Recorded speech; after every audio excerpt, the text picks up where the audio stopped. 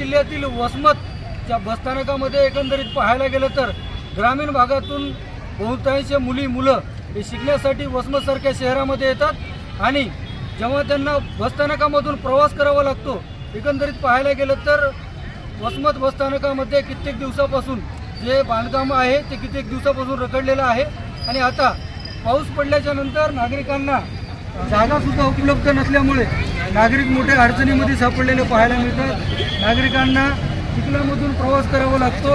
एकंदरीत पाहू शकता आपण इकडल्या साईडला तात्पुरत्या स्वरूपात बसस्थानक उपलब्ध केलं आहे, पण त्याचा कुठल्याही प्रकारे नागरिकांना विद्यार्थ्यांना लाभ होताना पाहायला मिळत नाही। इकडल्या कामातून जाताना काय अडचण निर्माण होईल तुम्हाला? कोणत्या कॉलेजमध्ये आहात, काय सांगतो? आम्ही परभणी युनिव्हर्सिटीला आहोत। आमचा रावे चालू आहे।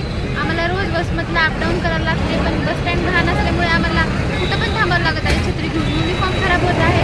प्रशासनाने लवकरात लवकर बस स्टँड नवीन बस स्टँड तयार करण्याची काळजी घ्यावी।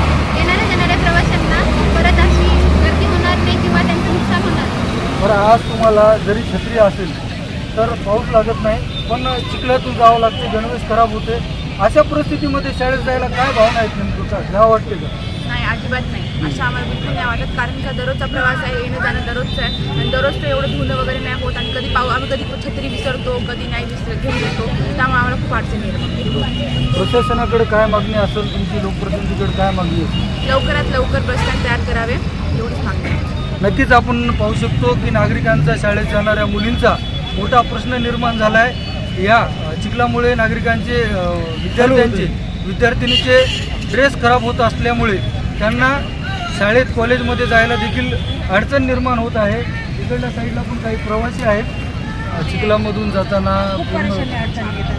पाय स्लिप झाला, काही झालं तर पडणारच ना ऑलरेडी। आणि पब्लिक प्लेस म्हणते कोणाला पण सहज अपमान वाटते, पडलं पिलं तर व्यवस्थित थोडी ती सुविधा करावं, त्यांनी पाणी साचू नये, व्यवस्थित मुरुम म्हणा, काहीतरी गिट्टी म्हणा, थोडी ती व्यवस्था करून सेट काहीतरी टाकून म्हाताऱ्या माणसाला, लेकरांना, सगळ्या प्रवासांना चालवण्या जायचं राहते, थोडी व्यवस्था सुधारणा नाही। नक्कीच आपण पाहिलं असेल तात्पुरत्या स्वरूपाची तरी सोय करायला पाहिजे अशी नागरिकांची आक्रमक प्रतिक्रिया ऐकायला मिळते।